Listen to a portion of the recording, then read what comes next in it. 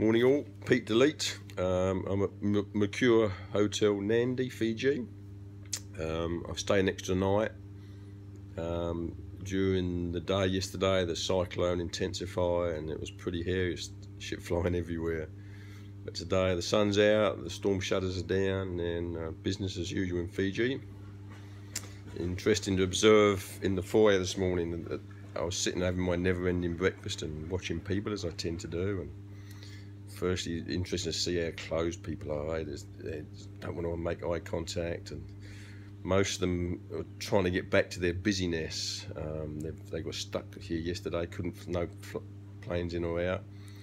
Today all the planes are jammed up and backlogs, and they're all stressing, trying to get back to their busyness. They've had a week or two away from that, and all of a sudden all this shit in their heads coming to the fore, and they don't want to deal with that. So yeah, so they're at the counter haggling over a few pennies because their happiness is so dependent on their money, and they've got to get back to their busyness. So, yeah, I'm here for another month.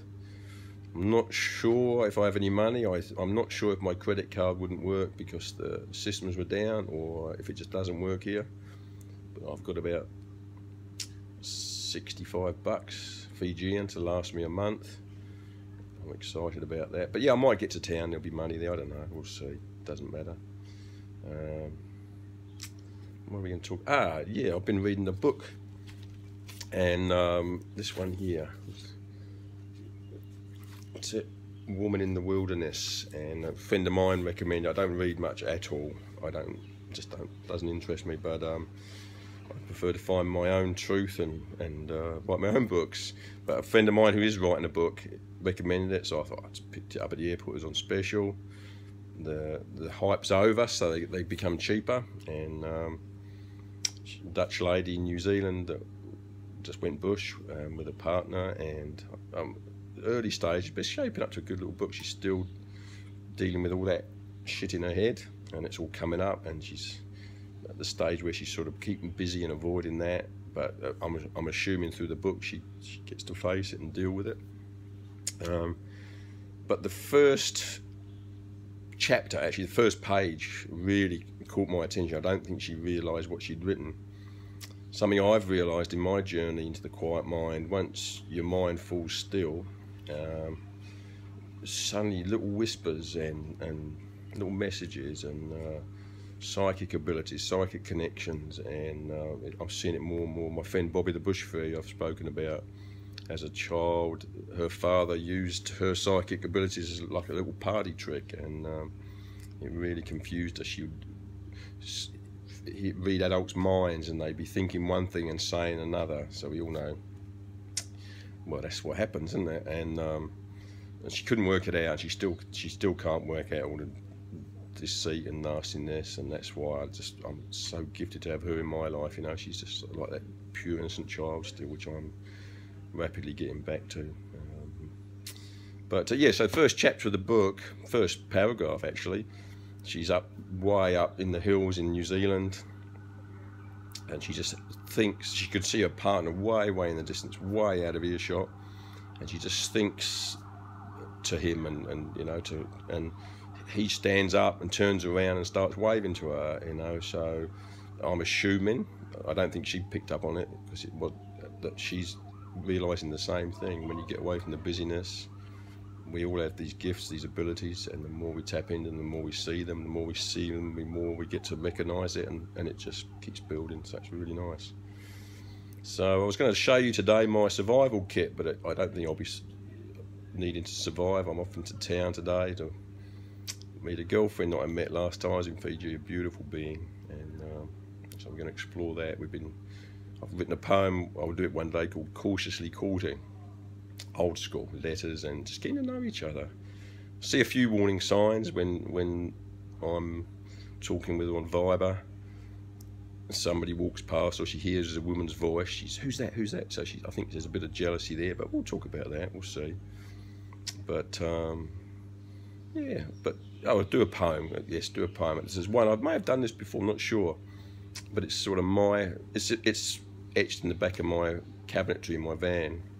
Very quick. No more the lies, nor empty pledges. So pure the love with no sharp edges. So that's what I've been looking for in myself, a love of myself without any scary bits or fear or guilt. So that's the journey I've been on. I think I've cracked it, but work in progress, always looking for more. But now I'm happy and content in myself. I'm looking for somebody else, but not looking actually. If it happens, it happens. So yeah, I'm going to hopefully get the bus today if the roads are free. But talking about psychic abilities and relationships in my life, I was in Whitianga, New Zealand about November last year, and I was just walking in meditation one night, probably 3 in the morning, which is when my mind's clearest, and it's when most of my poetry comes. Again, I don't sit to write poetry, I just meditate, clear my mind, and words just flutter in, and I just commit them to paper, piece of piss. And so I was in Whitianga, walking through, I don't know, dark o'clock, and I just walked past this shop, and my eye just caught an umbrella, and a little whisper said, "Take it." And I thought, nah, it could be somebody's, and the whisper was a bit louder, "It's for you."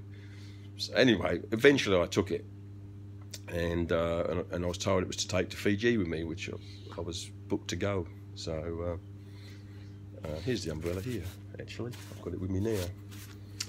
So I was due to go to Fiji, and people have been so kind to me here. I wanted to repay some kindnesses, so I bought a load of clothes and just glasses and all, just things for the villages, just to hand out and just to help where I could. And I had bag after bag after bag, and there was just nowhere to fit this umbrella in.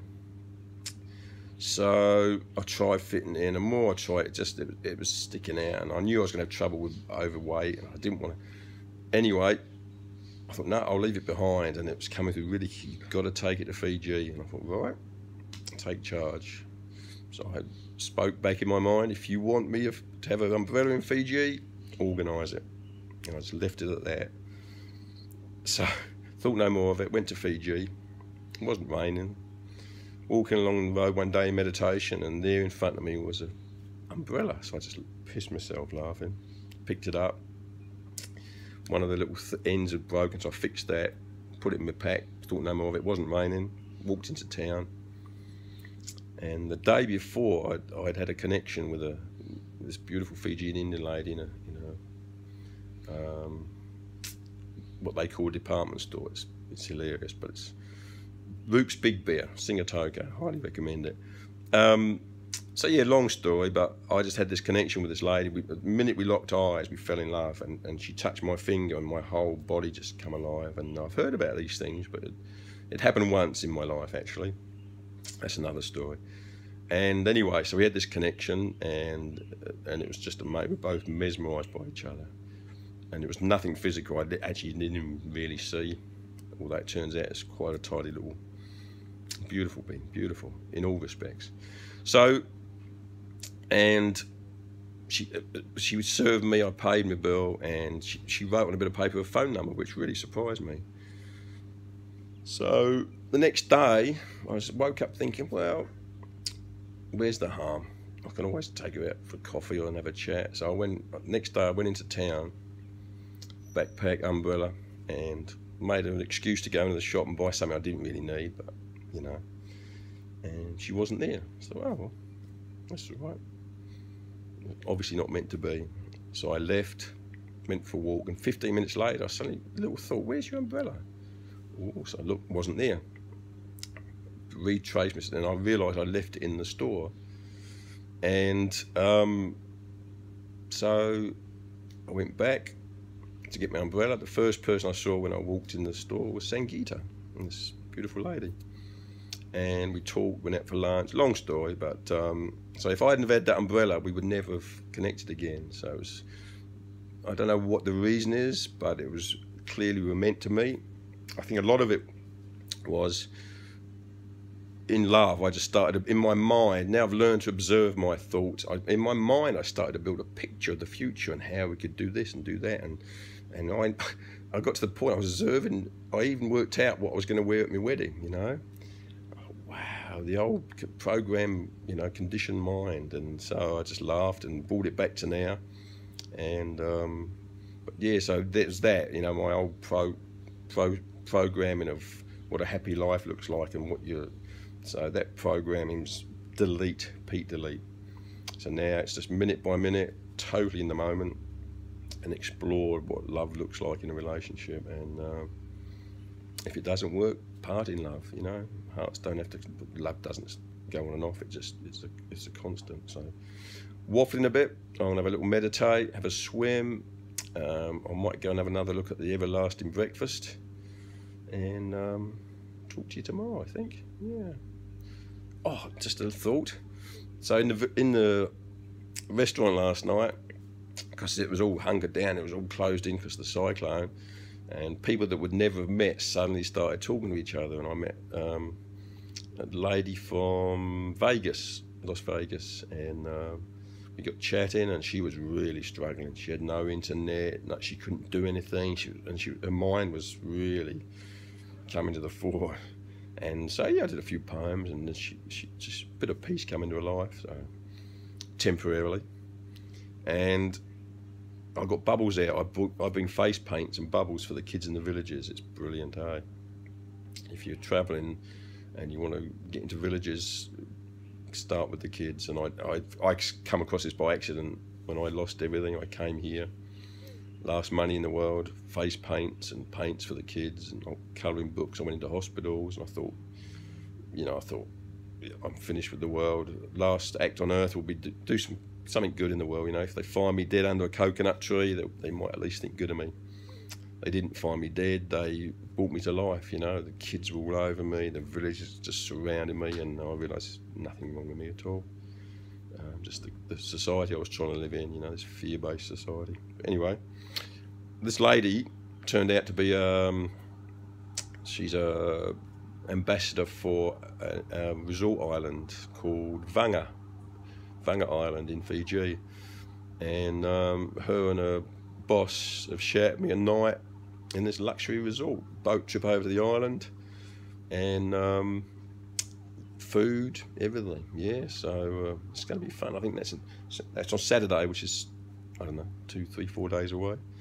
So I'm sure I'll be doing a blog from there. If it's shit, I'll tell you, but I don't think it will be. I think it's going to be quite nice, just quietly. So yeah, tough being an itinerant poet. I also met a guy that does the Survivor program. Survivor Australia. He's off secret location. He couldn't tell me, but man, we had a real good talk with him, and yeah, nice man. I think we'll be seeing each other again sometime. So I feel I've been waffling. I should give you another poem, just a short one. My human body is not me. I am spirit. I am free. Hope you are too. Bye.